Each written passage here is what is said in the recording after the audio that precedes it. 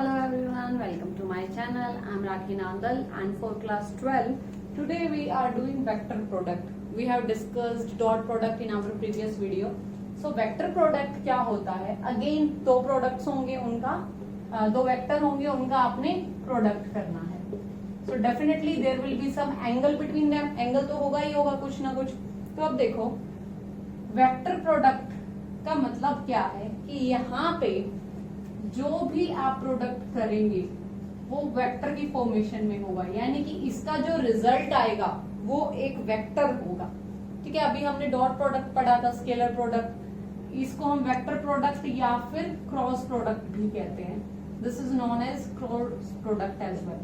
तो देखो right hand rule, right hand thumb rule in science physics students know it very well कि right hand thumb rule क्या होता है, screw rule भी जिसको बोलते हैं. फॉर कॉमर्स स्टूडेंट देखो होता क्या है क्रॉस प्रोडक्ट में, आपको अपना राइट हैंड लेना है, put your right hand in the direction of vector A and move your fingers in the direction of vector B. The thumb of your right hand will give you the direction of this product. Very simple. जिस डायरेक्शन में A है उसमें अपने right hand को रखिए, curl your fingers in the direction of B and the right hand thumb will give you the direction of this product. समझ आया? और ये जो डायरेक्शन आएगी, ये जो थंब है आपका, थंब देखो आपका दोनों फिंगर्स के परपेंडिकुलर होता है. तो देखो क्लियर है, यहाँ से इसको लिखते हैं हम A वेक्टर का मैग्नीट्यूड, B वेक्टर का magnitude, sine of angle between them. ये तो हुआ यहाँ तक सिर्फ इसका प्रोडक्ट का स्केलर पार्ट. अब डायरेक्शन कौन देगा? N cap. एन कैप है आपकी डायरेक्शन जो कि आपकी बी के भी परपेंडिकुलर है, यानी कि ये आउटसाइड. अच्छा, ये तो आपका एक बोर्ड है, यहाँ पे कोई परपेंडिकुलर करूं मैं तो पूरे सरफेस पे परपेंडिकुलर होगा. But if the direction of this board, if I will rotate it by angle 45, तो सोचो बोर्ड को 45 पे किया तो परपेंडिकुलर की भी डायरेक्शन चेंज हो गई है. So this direction n cap is perpendicular to both A and B. So right hand thumb rule के अकॉर्डिंग क्रॉस प्रोडक्ट की जो भी डायरेक्शन होगी वो डायरेक्शन A के भी परपेंडिकुलर होगी और B के भी परपेंडिकुलर होगी. किसकी? प्रोडक्ट की बात कर रही हूं मैं यहाँ पे. ठीक है, तो ये है आपका वेक्टर प्रोडक्ट कि A cross B is equal to A का मैग्नीट्यूड, B का magnitude, sine of angle between them into n cap. N cap आपकी होगी एक direction.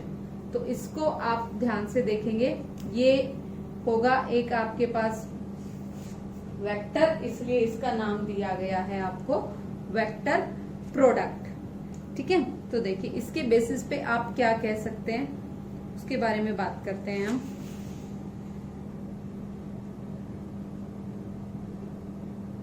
One more thing I can say here is, अगर आपने B cross A निकालना है तो देखिए नाउ इट डिपेंड्स. ओके, एक काम करते हैं, पोजीशन सेम रखते हैं. This is vector B, this is vector A and you want to write B cross A. ठीक है, तो अब देखो B क्रॉस A रूल वही है, put your right hand in the direction of first vector. तो B की direction में राइट हैंड रखो, A की तरफ फिंगर्स को कर्ल करो. तो जो थंब की डायरेक्शन है वो B क्रॉस A की होगी. तो देखो यहाँ पे तो एन कैप आपका ऐसे आया था, अब ये इसके अपोजिट प्लेन पे आ जाएगा. तो ये है आपका B vector, A vector, sine theta, N cap. ये तो लिखने की बात हुई, प्रैक्टिकली देखा जाए तो ये इसका पाई डायरेक्शन अपोजिट है, यानी कि 180 का रिवर्स है. तो इसको आप ऐसे भी लिख सकते हो, minus of A cross B. तो ये लॉ आपका कॉम्यूटेटिव नहीं है. कॉम्यूटेटिव होता तो A क्रॉस B आ जाता, तो यहाँ पे साइन पलट जाता है. तो कॉम्यूटेटिव तो है नहीं. अब बात करते हैं हम परपेंडिकुलरिटी की, पैरेललिज्म की. अगर दो वेक्टर का क्रॉस प्रोडक्ट 0 आया है, या तो इन दोनों में से कोई वेक्टर 0 होना चाहिए. अगर ये दोनों magnitude they are not 0, then sine theta should be 0. और साइन थीटा 0 कब होता है आपके पास? थीटा 0 पे साइन 0 होता है, यानी कि कंडीशन ऑफ पैरेललिज्म, यानी कि A और B वेक्टर दोनों ही पैरेलल थे. पैरेललिज्म की कंडीशन आ गई है यहाँ पे, ठीक है। जबकि आपने वहां पे क्या देखा था, वहां पे तो आपने यही देखा था कौन सा, अच्छा ए वेक्टर क्रॉस ए वेक्टर को क्या लिखोगे आप, ए और ए के बीच में एंगल 0, यानी कि ये क्या होगा आपका 0 हो जाएगा। और जबकि आपने देखा था ए वेक्टर डॉट ए वेक्टर को ए वेक्टर के मैग्नीट्यूड का स्क्वायर। तो ये देखो बहुत अपोजिट चलते हैं एक दूसरे के, ध्यान से देखना, ठीक है। और अगर थीटा पाई बाय 2 है तो क्रॉस प्रोडक्ट क्या हो जाएगा, A vector cross B vector is equal to sine pi by 2 की वैल्यू होती है 1, तो ये हो जाएगा A vector B vector N cap, क्योंकि थीटा की value pi by 2 sine pi by 2 1। तो देखो डॉट प्रोडक्ट और क्रॉस प्रोडक्ट में there is a huge difference. तो थीटा की वैल्यू के अकॉर्डिंग आपकी कंडीशंस बनती चली जाएंगी। तो आप कर भी सकते हो, जैसे आपने डॉट प्रोडक्ट में पढ़ा था i dot i is equal to 1, i dot j 0 हो गया था, जे डॉट के 0 हो गया था, ये सब हो गया था। अब यहाँ पे देखो, यहाँ पे अगर आप करने जाओगे आई क्रॉस आई और आई के बीच में एंगल क्या होता है आपका 0, तो ये क्या हो जाएगा 0। आई क्रॉस जे के साथ करोगे एंगल क्या होता है आपके पास 90 डिग्री, तो ये 1 हो जाएगा। जे क्रॉस के 1 हो जाएगा। नाउ वन मोर थिंग, क्योंकि ये कॉम्यूटेटिव नहीं है आपके पास, सो कॉम्यूटेटिव ना होने से प्रॉब्लम ये होगी कि आपने जे क्रॉस आई ओके वेट यहाँ पे फिर से देखेंगे, एक फिगर बना लेते हैं आई जे के, एक्चुअली में हम एक्स एक्सिस को आई लेते हैं, I J K. So I cross J is equal to I का मैग्नीट्यूड जे का magnitude sine theta N cap. So 1 into 1 sine 90 degree 1 N cap. N cap क्या है, आई और जे के परपेंडिकुलर डायरेक्शन, वो क्या है के। सो आई क्रॉस जे की वैल्यू क्या आई के कैप। बड़े ध्यान से देखना इस रिजल्ट को, हमने कहा था ये एन कैप कैसे निकालते हैं, राइट हैंड थंब रूल से। तो लगाओ आई के डायरेक्शन में राइट हैंड, जे की तरफ फिंगर ट्विस्ट करो, के की डायरेक्शन मिल जाएगी। सो यहां से ये बड़ा बढ़िया आपके पास रिजल्ट निकला, I cross J is equal to K. Similarly J cross K अगर आप निकालने जाओगे तो सेम तरीके से करोगे, ठीक है। सो जे क्रॉस के को निकालोगे it will come out as i, और के क्रॉस आई को निकालोगे तो के क्रॉस आई की वैल्यू आ जाएगी आपके पास जे, ठीक है। इनमें से के क्रॉस जे निकालोगे तो माइनस आई आएगा, ठीक है, क्योंकि वहां पे आपके पास वैल्यूज पलट जाती हैं। बट आपने ये बेसिक सीख लिया कि डायरेक्शन अगर सेम हो तो इस तरीके से आप निकाल सकते हो, आई क्रॉस जे क्रॉस के आई, के क्रॉस जे सॉरी के क्रॉस आई इज जे। तो इसके बेसिस पे याद रखने का एक छोटा सा रूल बनाया है, देखिए कैसे रूल बनाया हुआ है। हम एक छोटा सा फिगर याद रख लेंगे, आई जे के, तीनों को लिख लिया, तीन के बारे में हम बात कर रहे हैं, इनफैक्ट थोड़ा सा सर्कुलेट फॉर्म में लिख लो ऐसे, ठीक है। तो ऑर्डर क्या रहेगा इनका याद रखने का, यहां से यहां, यहां से यहां, यहां से आई क्रॉस जे के क्रॉस आई जे, आई क्रॉस जे के। अगर इसमें से किसी को भी पलट दोगे तो साइन पलट देना, ये याद रखने का तरीका होता है आपके पास, ठीक है।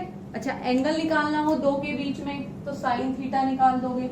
अब डायरेक्शन की बात नहीं कर रही हूँ, सिर्फ एंगल निकाल रही हूँ, A cross B upon A vector की मैग्नीट्यूड बी वेक्टर की मैग्नीट्यूड, ये निकल जाएगा sine of angle between any two vectors, ठीक है।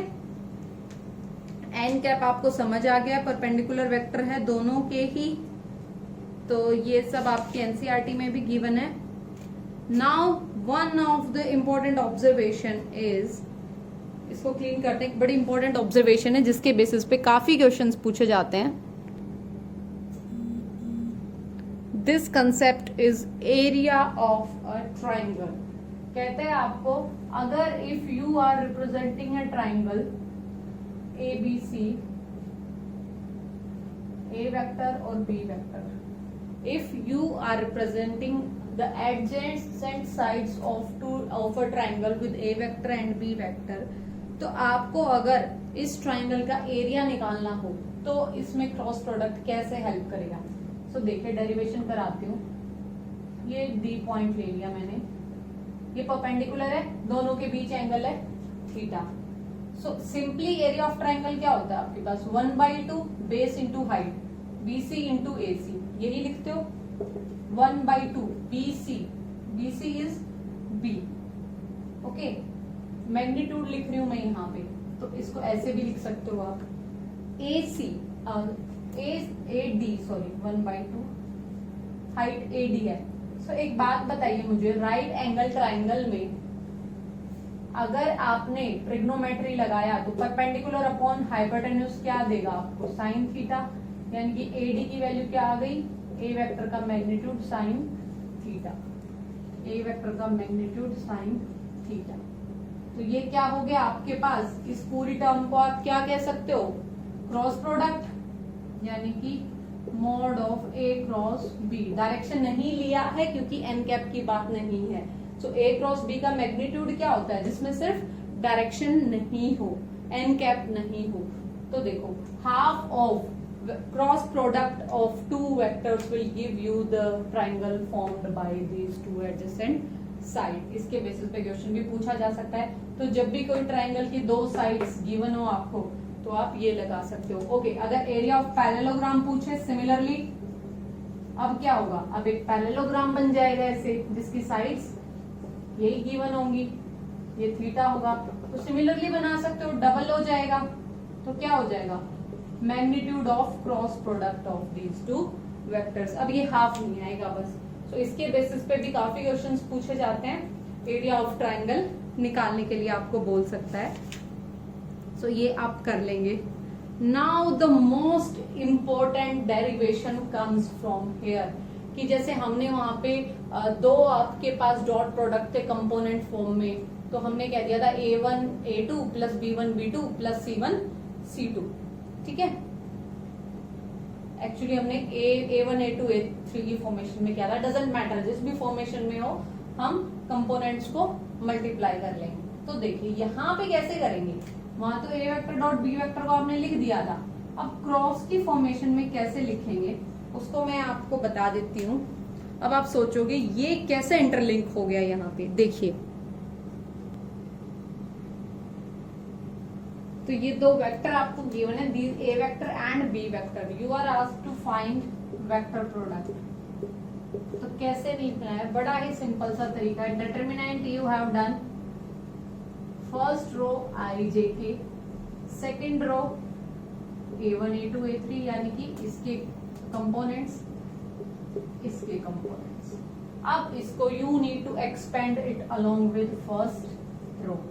Why? Because these A1 A2 A3 B1 B2 B3 these will be some certain values. यहाँ पे values को पुट करना है और R1 के अलोंग आपने एक्सपेंड कर देना. एक्सपेंड करोगे तो I ये delete A2 B3 minus B2 A3 minus J ये delete A1 B3 minus B1 A3 plus K cap ये delete A1 B2 minus B1 A2. कर चुके हो आप डिटरमिनेंट एक्सपेंड करना. So you will get some component. ये सब solve हो जाएगा. IJK की फॉर्मेशन में आपको A क्रॉस B मिलेगा. Look, this A cross B is a vector perpendicular to A and B.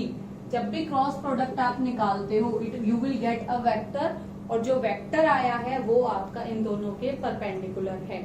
और अगर यूनिट वेक्टर पूछे तो इसको क्या करो, इसके मैग्नीट्यूड से डिवाइड कर देना. जो वेक्टर आएगा उसके मैग्नीट्यूड से आप डिवाइड कर दोगे. So this is one of the most used explanation. NCERT में पूरा आपको एक्सपेंड करके भी दिखाया हुआ है कि कैसे सबसे जब आपने अप्लाई किया तो कैसे आपका I.I0 बना, J.J0 बना, K.K0 बना. सो वो सब आप देख लेना. बट पॉइंट इज याद रखने का, the best way make a determinant in this formation. Okay, you will get cross product. और इसका मैग्नीट्यूड पूछे तो you can find the magnitude as well. ठीक है, जैसे भी आपका क्वेश्चन पूछेगा आप वैसे वैसे इसको आप अप्लाई करते रहेंगे, ठीक है। You will go through the examples, if there is any doubt do let me know. I will take one question number 4 or 5 I will take. This is the question number 5 from exercise 10.4. आपको find करना है lambda and mu. This is the case given. So you know whenever there is cross product, बना दो determinant I j k 2 6 27 1 lambda mu is equal to 0. यानी कि जो determinant की value आएगी दैट शुड बी 0. तो एक्सपेंड करते हैं, I delete 6 mu minus 27 lambda minus J, ये delete 2 mu minus 27 plus K 2 lambda minus 6 is equal to 0. So look, if the whole equation is equal to 0, it means I, j, k, all the components should be separately equal to 0. सबको अलग अलग 0 के equal होना पड़ेगा. So यहाँ से इस वाले केस से कह दीजिए 2 mu minus 27 is equal to 0. Mu की वैल्यू आ गई 27/2. इस वाले केस को 2 lambda minus 6 is equal to 0 lambda की value. Very easy. So all the question you will do. If there is any doubt, do let me know. This is all about your vector algebra. ये chapter यहाँ पे खत्म होता है. Only miscellaneous exercises left. So we will do our doubts in our online classes. So go through the concepts, revise the question as much as you can, and most probably question will be asked from your NCERT exercise. एक बार NCERT अच्छे से कर लो आप, then we will move towards extra question. And second thing, this chapter is used in your next chapter, that is vector algebra. So before moving that, make sure you have done all the questions as well as miscellaneous exercise from this chapter. Only one topic that has been cut is scalar triple product. वो मैंने आपको बताया था, वो इस साल syllabus में नहीं है. So उसकी बेसिस पे आपके जो क्वेश्चन पूछे जाते थे वो नहीं होंगे. That is from your supplementary exercise. So okay students, do the chapter. All the best. Have a good day. Thank you.